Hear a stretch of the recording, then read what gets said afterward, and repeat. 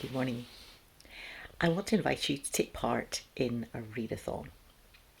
It's happening in September. It's called Framed in September, and it's about arts, reading about the arts. Now, a lot of people are going to think, and have some objections that come to mind.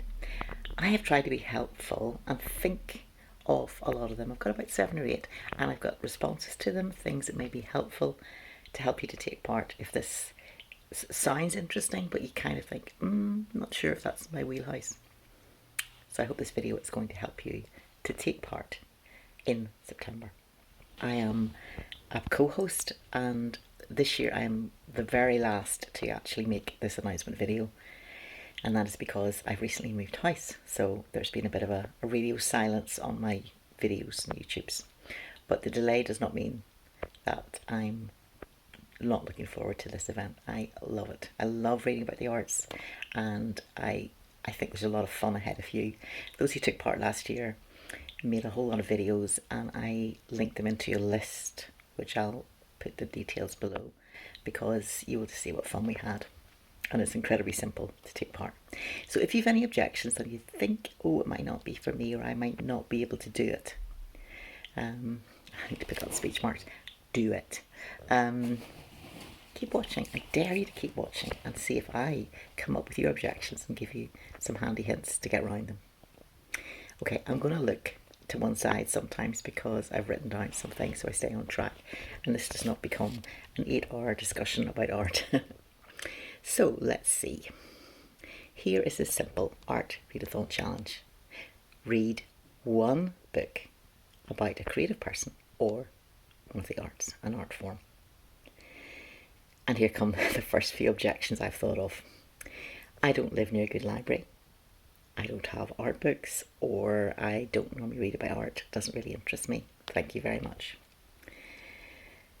Okay, well, first of all, I think you probably are interested in the arts. If you're sitting in a room and you have chosen the colour on the walls or the lamp or the settee, you've been thinking about design, art, colour, form, function already.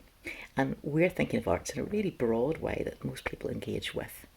So we're thinking about photography, bookbinding, furniture design, fashion, music, cinema, architecture, could be craft, could be textiles, could be woodworking, and probably you collect something, and that could be where you're collecting the arts because it's something well designed or, something that appeals to you.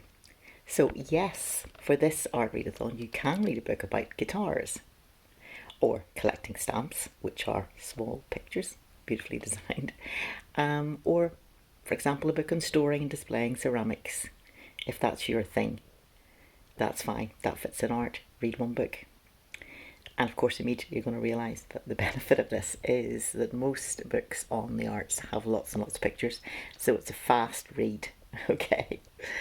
If you like reading biographies, you could try a big bio of an artist. They tended to live very interesting lives.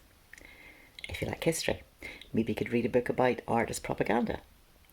If you normally like to read about politics and monarchy, you could think about kings and queens, how they like their portraits painted, and what's going on in that dynamic. If you're interested in economics and normally read books in that, you could think about value in the art market, very topical. If you normally like to read books about crime, true crime, you could read about art forgeries or thefts in galleries. You could read about the Mona Lisa, which has pretty much been, it's been stolen several times. So it alone has got an interesting history. Now, what about living near a good library? Well, at the moment I don't really live as easily near a library. And also my art books. Behind me are my humour books, which some of them could vaguely be called art books. I've got one about Monty Python, and that's obviously got lots of Terry Gilliam art in that. But a lot of my art books are in boxes. So I am in the same problemo as you if you're also looking at that and thinking, not many art books around me. Okay, so I hope that encourages you. If you're normally interested in science and nature, you could think about the materials that are used for paintings, or even for something like ballet, where you have to have scenery, you have to have the textiles, you have to have the costumes, and from time to time you'll find an art place will put on a fantastic exhibition of the designs for and the costumes used in production, stage productions, so that could be great for you.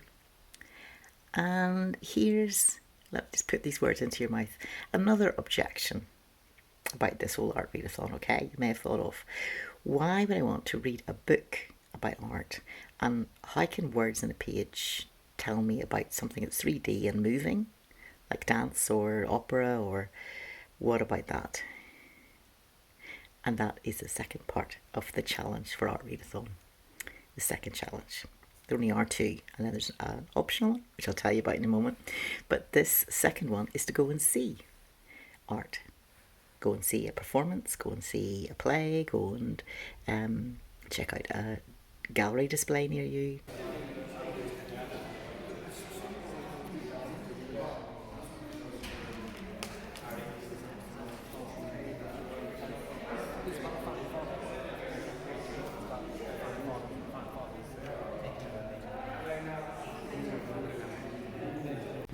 Maybe just go and walk around your town, nearest town, and look at the monuments, the sculptures, what's going on there, and tell us about it. And there are great videos from last year where people took their cameras around galleries, and just fantastic.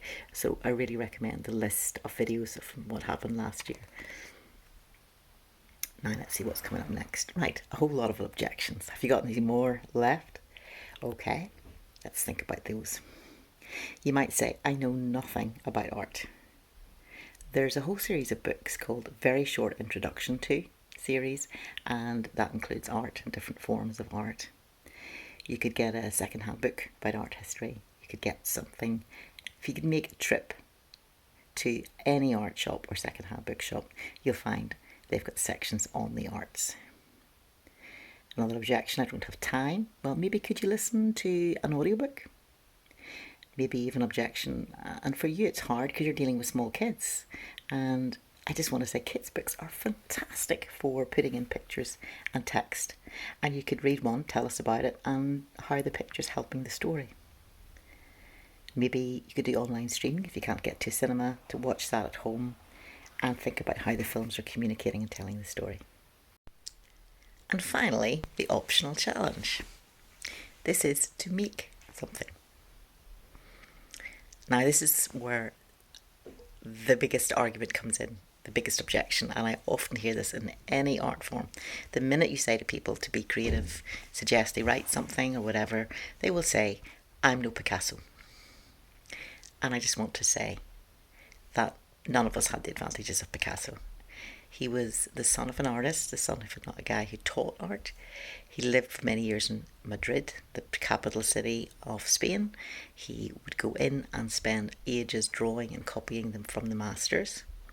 He had a mother who thought everything he did was fantastic, who kept all his scribbles from the year dot, so that in the museum that's now in his name, you can see pictures and things he drew when he was very small. So growing up in that atmosphere, then of course he moved to Paris, which was the centre of the art world at the time. He's well known for doing the big breakthrough into Cubist art, but he did not do it alone. He worked in tandem with Braque, and he described it as being like they were two mountaineers helping each other up the mountain. So the solitary genius, solo genius, just don't worry about it. Don't worry about trying to be like Picasso, because we didn't have the advantages that he did. So just make something. And we all make things all the time without thinking about it. We all make a home around us. We make lots of choices. And we also think about how we dress ourselves, different things as well. So yeah, we're making choices all the time based on, I like that, I want it in that colour, that size isn't quite right, etc., etc. So don't be shy. I'm thinking of doing two different things. I'm not sure which, probably both.